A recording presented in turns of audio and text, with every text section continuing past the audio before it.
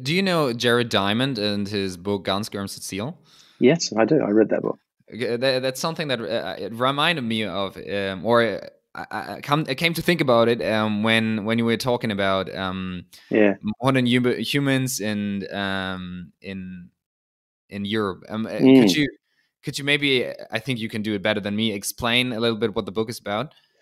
Yeah, it's been a long time since I read it, but basically it tries to explain this idea of why it was that certain human populations were able to have the advantage of things like guns and steel, and why it was that other populations, other groups, didn't have those things and suffered greatly when Europeans arrived into, for example, the New World.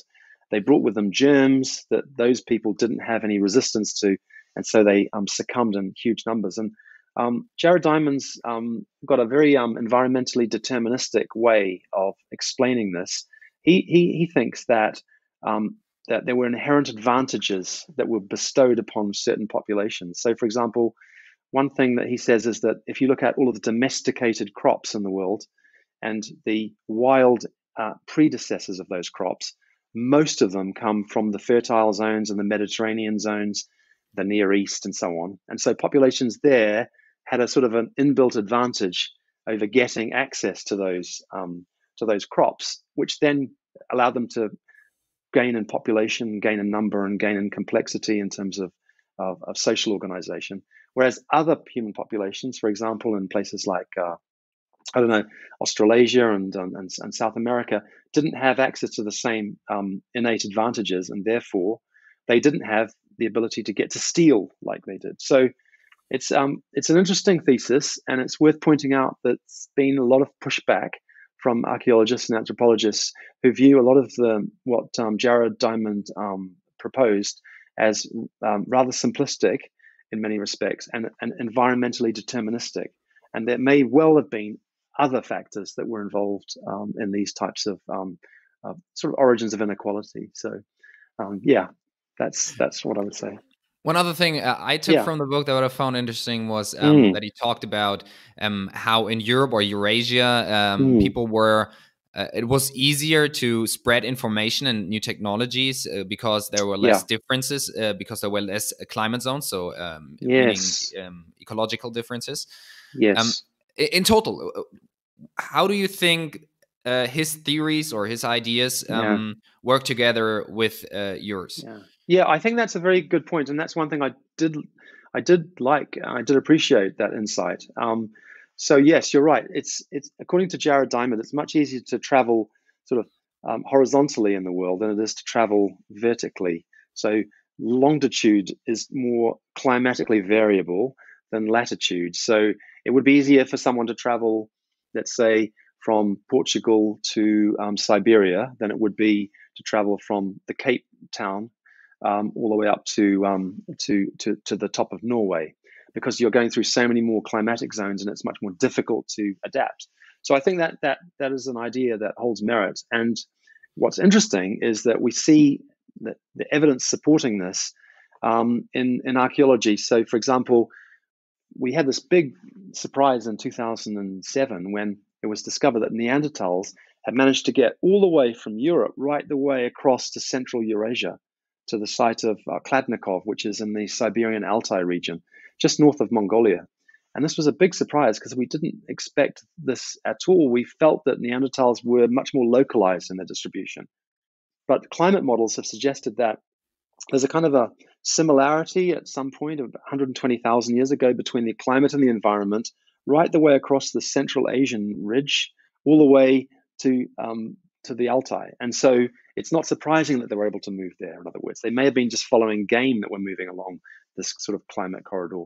But it's much more difficult to move, as I say, from north south. And this was one of Jared Diamond's suggestions for the movement of ideas, for the movement of crops, the introduction of different types of farming, and so on and so forth. But I think it's interesting that it does have relevance to more ancient humans as well as to the humans that he was talking about, which was in the last 10,000 years. Since there are so many different types of fields of research coming into your area, when you Yeah. have to think about Mm. ancient civilizations, how do you cope with that? How do you? No, I mean, you can't be an expert in all these fields, right? no, it's really difficult. You're absolutely right. And the other day, because I'm writing this paper, it's a review article about archaeological science, and when you plot the number of papers that have been published over the last sort of 50 years, you find that the number of publications is increasing dramatically. There are thousands and thousands of publications that come out all the time, and they're increasingly in areas of science that you just don't have any experience of. And so it's really challenging to try and keep on top of what's going on and to keep up to date with everything. There are only a very small number of people I know that they're able to do it. And I think what you have to do is you have to try and work in interdisciplinary teams of researchers. So you have to work with other people.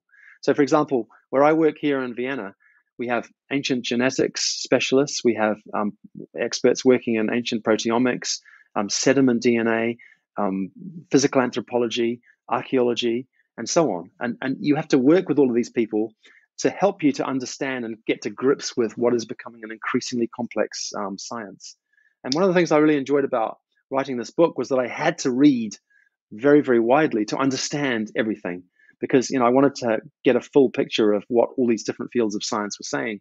So you've got really no choice but to try and understand and get into the fields of ancient DNA and paleoproteomics and others, and try and figure out what the hell they're talking about and how robust their information is and what it means in terms of the bigger picture of human evolution and our ancient past.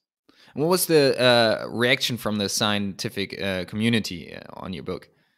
Yeah, it's been good, really good. I mean, I've had very good reviews, and a lot of people have given me, good feedback and told me that they're reading it. I was at a conference 2 weeks ago in London for my colleague Chris Stringer, who's one of the top paleoanthropologists, and it was great. I met up with a lot of people, including a lot of young researchers who are doing master's degrees and PhDs and so on, and they'd all said that they really liked it and enjoyed it. So yeah, it's been a great experience, and I'm really happy to share some of the work that I've been lucky to be involved in, and also that my colleagues have been working on. Because I think humans generally are really interested in this. They want to know where we came from and how and what happened. And so I think providing a sort of easy to read, hopefully, easy to read and up to date review, particularly of the Denisovans, who were a very new group, I think is hopefully a good thing to do. We need to feed back what we're doing in our universities and research institutions to people who have a genuine interest in this.